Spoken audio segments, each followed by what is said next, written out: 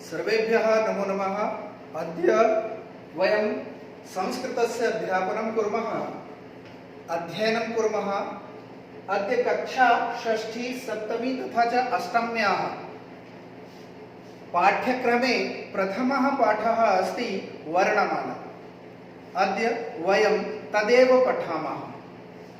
मम नाम रामस्वरूपः।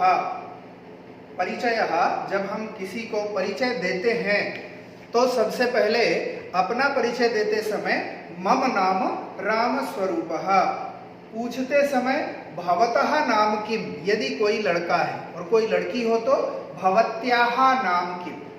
ध्यान रखिएगा, जब हम अपना परिचय देते हैं तो भवतः नाम किम, मम नाम रामस्वरूपः, भवतः नाम किम प्रश्न पूछते समय पुरुषों के लिए और महिलाओं के लिए भवत्याः नाम किम।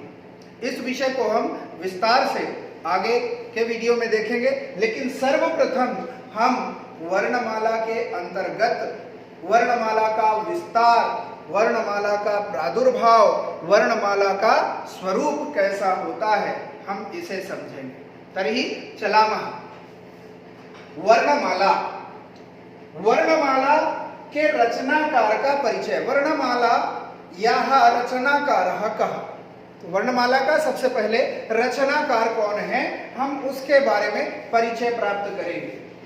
तो सबसे पहले हम देखें तो वर्णमाला के रचनाकार हैं महर्षि पाणिनि। महर्षि पाणिनि संस्कृत के अंतर्गत व्याकरण के सबसे प्रकांड व्याकरण वेत्ता कहलाए जाते हैं। उन्होंने जिस व्याकरण का निर्माण किया था, जिस व्याकरण के जिन तथ्यों का निर्माण किया था, आज वही के वही तथ्य पढ़े जाते हैं, पढ़ाए जाते हैं और उन्हीं का अध्ययन और अध्यापन किया जाता है। जबकि उनका जो जन्म काल था वो 500 से 700 ईसा पूर्व का समझा जाता है। संस्कृत के सबसे बड़े वैयाकरण का तात्पर्य व्याकरण बनाने वाले या व्याकरण के विद्वान कहलाए हैं। इनका जन्म तत्कालीन उस समय पर उत्तर पश्चिम भारत के गांधार प्रदेश में हुआ था। इनके व्याकरण का नाम, इन्होंने जिस रूप में व्याकरण की किताब बनाई थी उस किताब का नाम है अष्टाध्यायी। इसमें 8 अध्याय हैं और लगभग 4000 सूत्र हैं। सूत्र का मतलब, जैसे मैथ्स में, गणित में आप फॉर्मूला लगाते हैं, तो व्याकरण में भी शब्दों के निर्माण के लिए कोई ना कोई फॉर्मूला होता है, उसी को सूत्र कहा जाता है। संस्कृत भाषा को व्याकरण सम्मत रूप देने में पाणिनि का सबसे बड़ा और महत्वपूर्ण योगदान है। स्वर्गवास, इनका देहांत कब हुआ, इस विषय में कोई व्यवस्थित जानकारी नहीं मिलती, परंतु ऐसा माना जाता है कि पाणिनि किसी जंगल में या किसी वृक्ष के नीचे काव्य की रचना कर रहे थे, कविताएं या श्लोक की रचना कर रहे थे। उसी समय पर कोई सिंह आया और उन्हें खा गया। इस प्रकार उनके मृत्यु के बारे में जानकारी मिलती है। यह केवल दंत कथा है, इसलिए इस पर पूरी तरह से शास्त्र सम्मत हमें सहमत होने के लिए कोई ऐसा प्रमाण नहीं मिलता है। दूसरा यह कि जिस दिन पाणिनि की मृत्यु हुई उस दिन त्रयोदशी तिथि थी। त्रयोदशी अर्थात अंग्रेजी में हम चलें तो 30 तारीख होती है, उसको हिंदी के पंचांग के अंतर्गत 2 भाग में विभाजित कर दिया जाता है, 15 दिन और फिर बाद में 15 दिन। तो 15 दिन पहले पक्ष का 13वां दिन अथवा दूसरे पक्ष का 13वां दिन, उसे हम त्रयोदशी कहते हैं। सिंपल और साधारण शब्दों में यदि अंग्रेजी भाषा के अंतर कहा जाए तो 13 तारीख, बस 1 से 15 तारीख हिंदी में होती है और फिर 1 से 15 होती है, ऐसे करके 30 हो जाती है, तो 13 तारीख को त्रयोदशी कहा जाता है। अध्ययन और अध्यापन, इसलिए आज भी जो संस्कृत के गुरुकुल होते हैं, जहां पर केवल संस्कृत की ही पढ़ाई की जाती है, ऐसे गुरुकुलों में त्रयोदशी को छुट्टी होती है, रविवार को छुट्टी नहीं होती।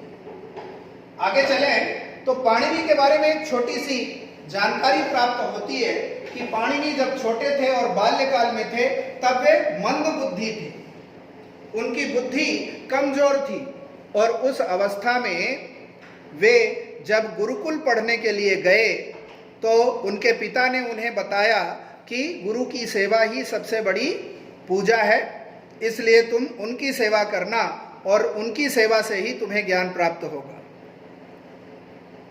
ज्ञान प्राप्त होगा।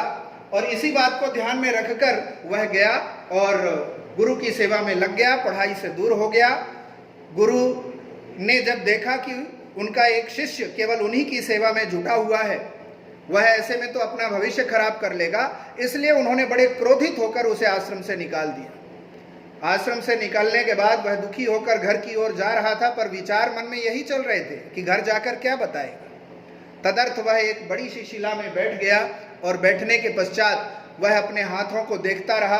नुकीला पत्थर देखा, उसने उठाया और अपने हाथ में उस नुकीले पत्थर से लाइन बना ली, रेखा बना ली, जिससे लहू बहने लगा, खून बहने लगा। और उसे देखकर वह बड़ा खुश हुआ और खुश होते हुए वह अपने गुरु के पास पहुंचा और उसे दिखाते हुए बोला कि मेरे हाथ में भी विद्या की रेखा आ गई है, अब मैं पढ़ सकता हूं। गुरु को उसकी इस बाल्यकाल और बाल सुलभ शरारत पर बड़ा आश्चर्य हुआ, उन्हें बड़ी दया आई और उन्होंने एक कपड़ा उसके माथे पर, उसके हाथ में रस इत्यादि बनाकर लगा दिया और बांध दिया। इसके बाद गुरु ने सोचा कि इसे पढ़ा पाना संभव नहीं है, तो उन्होंने अपने छात्र को इस प्रकार समझाया कि वह समझ भी जाए और पढ़ाई के प्रति प्रेरित भी हो जाए। तो उन्होंने बताया कि बेटा, तुम पढ़ सकते हो, तुम्हारे हाथ में विद्या रेखा है, परंतु तुम्हें पढ़ाने के लिए मैं पर्याप्त नहीं हूं। तुम्हें पढ़ाने के लिए स्वयं शिव जी को आना पड़ेगा, और जब वे आकर तुम्हें ज्ञान देंगे तभी तुम पढ़ पाओगे। इसलिए तुम एक काम करो, हिमालय में जाकर शिवाराधना करो। पाणिनि ने हिमालय में जाकर मन में शिव का ध्यान करते हुए गुरु के द्वारा पढ़ाए गए ध्यान का चिंतन किया और उसी में अपने आप को लगा दिया। तभी वहां से शिव और पार्वती विहार करते हुए निकले, परंतु पाणिनि ने उनकी तरफ ध्यान न दिया, केवल वह अपने विषय की एकाग्रता में बैठा रहा। शिव बड़े खुश हुए और उससे प्रसन्न होकर उन्होंने तांडव नृत्य करते हुए 14 बार डमरू बजाया। उस डमरू की आवाज से पाणिनि को, उस डमरू की आवाज में डमरू की ध्वनि सुनाई नहीं दी, बल्कि 14 शब्द सुनाई दिए, और उन्हीं 14 शब्दों से संपूर्ण व्याकरण का निर्माण हुआ। तो बच्चों, अब हम चलते हैं कि व्याकरण का निर्माण किन ऐसे महत्वपूर्ण बिंदुओं से हुआ, उसकी ओर हम प्रवेश करते हैं। तो ये देखिए, ये है आपके वो 14 शब्द जिनसे संस्कृत की, हिंदी की और भारत की समस्त व्याकरण का निर्माण हुआ। तो पहला देखिए, अ इ उण ऋल ऋक ए ओम ऐ औच हैवरट लण यमगणनम झभई गणधस जब गणधस खप छठत चटतव कपय शशर हल। ये 14 सूत्र थे। इसमें आप गौर कीजिए तो ऊपर के इन 4 शब्दों से ही स्वरों का निर्माण हुआ और नीचे के 10 शब्दों से आपके व्यंजन का निर्माण हुआ। ऊपर के आयुण रिलरिक एओंग अयौच, ये 4 शब्दों से स्वर का निर्माण। स्वर का निर्माण कैसे? तो इसके लिए भी उन्होंने नियमावली बनाई। नियमावली क्या बनाई कि हर अक्षर के, हर शब्द के आखिरी अक्षर को, जो यहाँ पर काले अक्षर में आपको हर एक शब्द का आखिरी अक्षर काले अक्षरों में दिखाई दे रहा होगा, इसे हम वर्णमाला में नहीं लेंगे। दूसरा, एक ये ह यहाँ पर काले अक्षर में दिख रहा है, इसको भी नहीं लेंगे। बाकी लाल रंग में लिखे हुए समस्त अक्षरों को हम वर्णमाला में स्थान देंगे। ऐसा क्यों? उनके दिमाग में क्या उठा?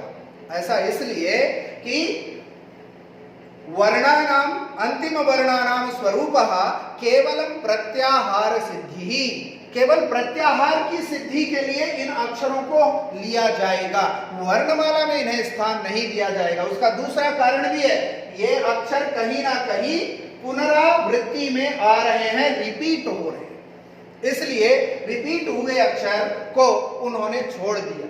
अब यहां देखिए, अ इ उ, ये णा क्या है? व्यंजन, इसीलिए उन्होंने इसे त्याग दिया और इस णा का प्रयोग और भी हो रहा है। जैसे यहां देखिए, यम गण ना, यहां भी है, यहां भी है, तो ऐसे रिपीट हो रहा है बार बार। तो आ इ उ फिर री री ए ओ और आई औ, ये आपके स्वर में चले गए और ये बाकी के उठ करके व्यंजन में चले गए। कैसे, एक बार इसको भी देखिए।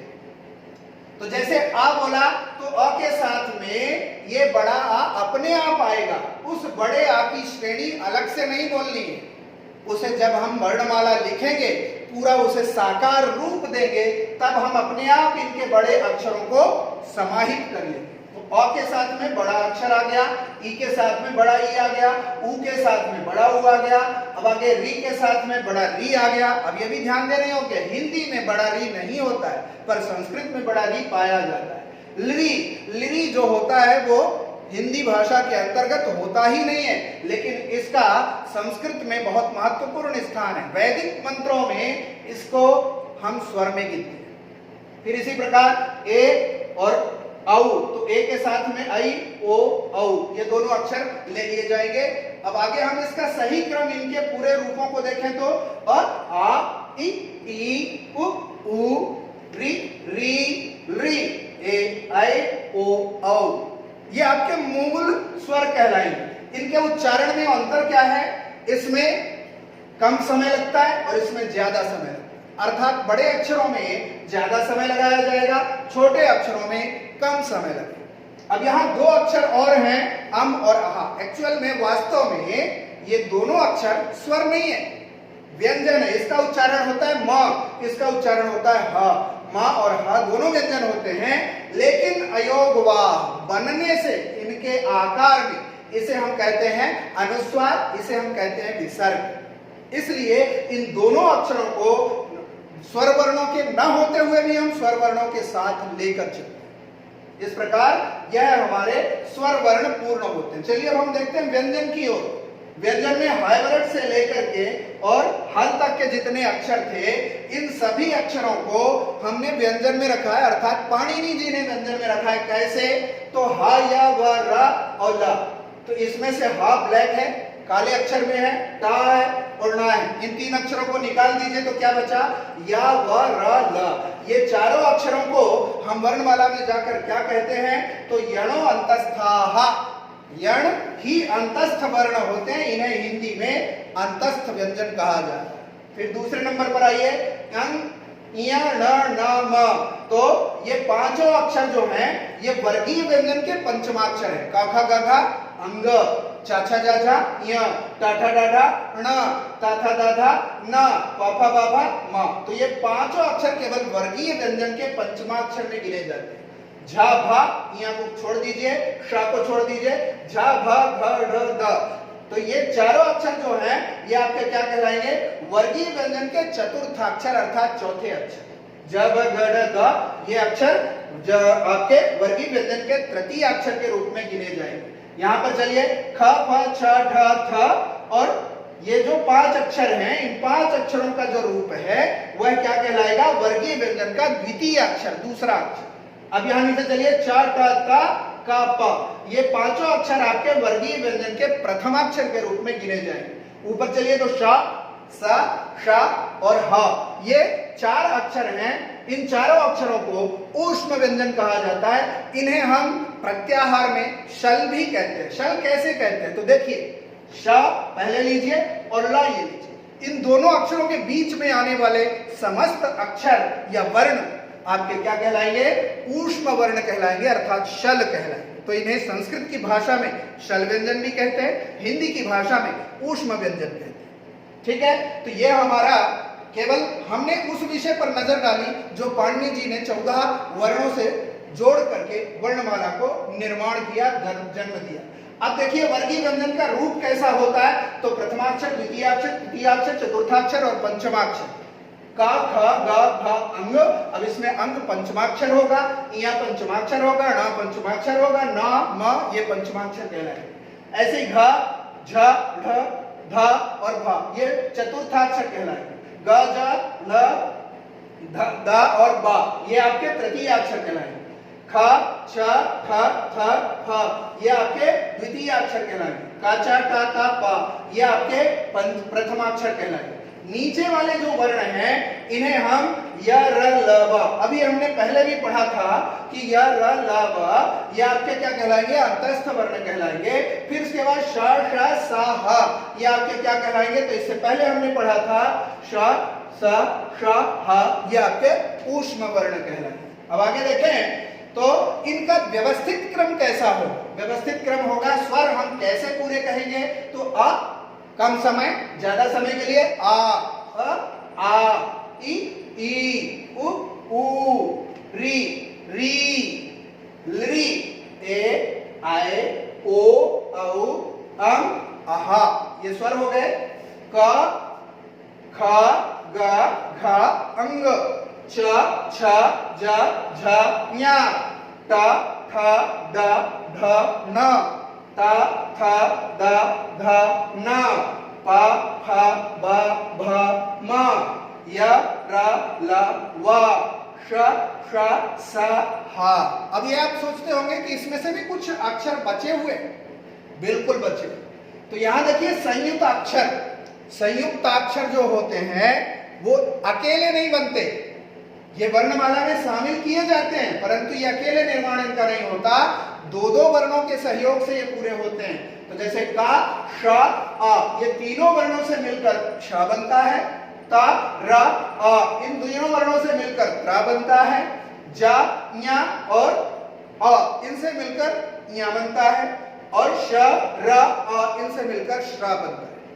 बच्चों आपके मन में यह प्रश्न उठ रहा होगा कि इतने 14 अक्षरों से ही इतनी बड़ी वर्णमाला का निर्माण कोई कैसे कर सकता है, किस आधार पर, कोई ना कोई बेस होगा, उसका आधार होगा। बिल्कुल है, आधार की तरफ हम चलें तो सबसे बड़ा आधार होता है उच्चारण स्थान। आपके उच्चारण करने की शुद्धता जितनी अच्छी होगी, संस्कृत में उसका अर्थ उतना ही सारगर्भित निकलेगा। तो आप देखिए उन्होंने किस आधार पर उसे विभाजित किया और बांटा, तो अ क ख ग घ अंग ह इन अक्षरों को उन्होंने कंठ, एक्चुअल में वास्तव में हमारे या मुख में या शब्दों को बाहर निकालने के लिए 5 स्थान गिने जाते हैं। 5 स्थान, कंठ, कंठ अर्थात गला, शब्द गले के बिना बाहर नहीं आए।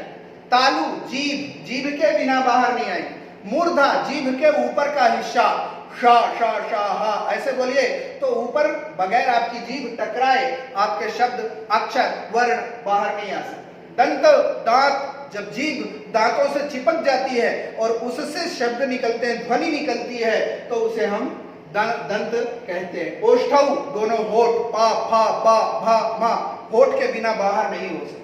अब ये कंठ और ओष्ठ, कंठ और तालु, ये सब जो हैं ये दो दो स्थान, कुछ अक्षर कुछ वर्ण ऐसे होते हैं जो दो दो स्थानों से होकर निकलते हैं। तो सबसे पहले इसको आपको याद करना है, समझना है, दिमाग में रखना है और अच्छी तरह इसे याद करके ध्यान में रखकर सजग होकर शब्दों का उच्चारण करना सीखना है। अ क ख ग घ अंग ह उच्चारण स्थान, कंठ अर्थात गला, ई च छ ज झ ञ य श इनका उच्चारण स्थान तालु अर्थात जीभ, री ट ठ ड ढ ण र श इनका उच्चारण स्थान मूर्धा, ल री त थ द ध न स इनका उच्चारण स्थान दांत, और उ प फ ब भ म इनका उच्चारण स्थान होठ। फिर ए और ऐ ये दो अक्षर होते हैं जिनका उच्चारण स्थान गला और जीभ दोनों से मिलकर निकलता है। ओ औ इनका उच्चारण स्थान कंठ और होठ अर्थात गला और होठ की सहायता से बाहर आता है। व दंत ओष्ठ, व दांत और ओष्ठ दोनों से मिलकर बाहर आता है। अब इसमें से जो पंचमाक्षर है अंग, य, ण, न, म ये जो अक्षर होते हैं नासिक्य कहलाते हैं। नासिक्य का तात्पर्य ये तो लगेंगे ही लगेंगे, नाक का भी प्रयोग साथ में।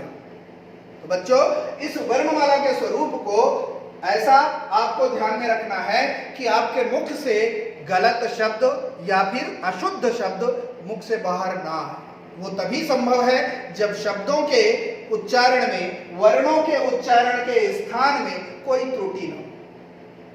तो आज हम आपको इतना ही दे रहे हैं, आप इसे व्यवस्थित रूप से दिमाग में रखें, तैयार करें और जिस प्रकार आपको आगे निर्देश मिलेंगे उस प्रकार हम मिलेंगे। जो भी जिज्ञासाओं का समाधान हो आप पूछ सकते हैं।